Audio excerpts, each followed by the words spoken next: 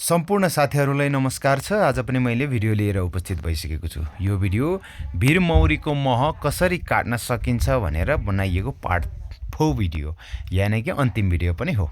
यहाँले यो भिडियोलाई अन्तिमसम्म हेरिदिनु होला। पार्ट 1 भिडियो, पार्ट 2 भिडियो र पार्ट 3 भिडियो यहाँले रुचाएर हेरिदिनु भयो, लाइक कमेन्ट शेयर गरिदिनु भयो। धेरै धेरै धन्यवाद व्यक्त गर्न चाहन्छु।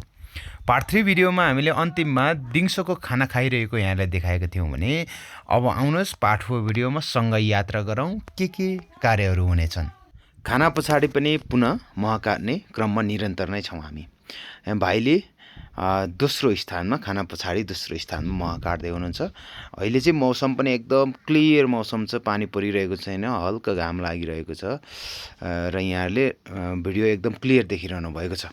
र यसरी उहाँले चाहिँ खाना पछाडिको पहिलो चरणको मह काटिसक्नुभयो र काटिसके पछाडि तल ल्याइसकेका छौँ। ल्याइसके पछाडिको खाना पछाडिको मह देख्न सक्नुहुन्छ, एकदम क्लियर छ।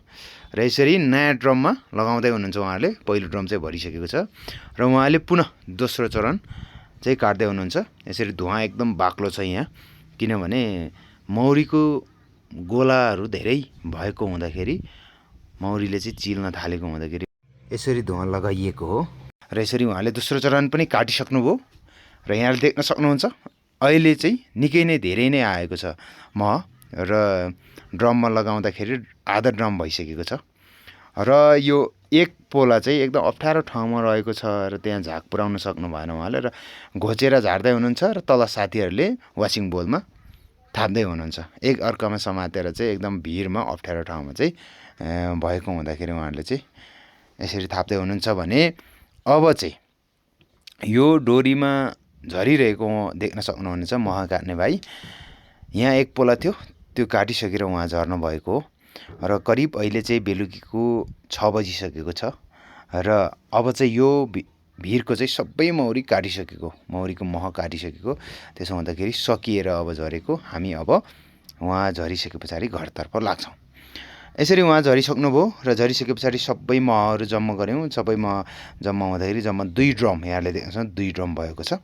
र यो बोरा चाहिँ मेरो आफ्नो लागि हो। यो चाहिँ कुट हो, यो चाहिँ मौरी होइन, यो कुट हो। यो चाहिँ मैले मेरो आफ्नो लागि बोक्दैछौँ। र यसरी हामी पुनः खाना खाने ठाउँमा फर्क्यौँ र खाना खाने ठाउँमा फर्किसके पछाडि हामी चिया खायौँ।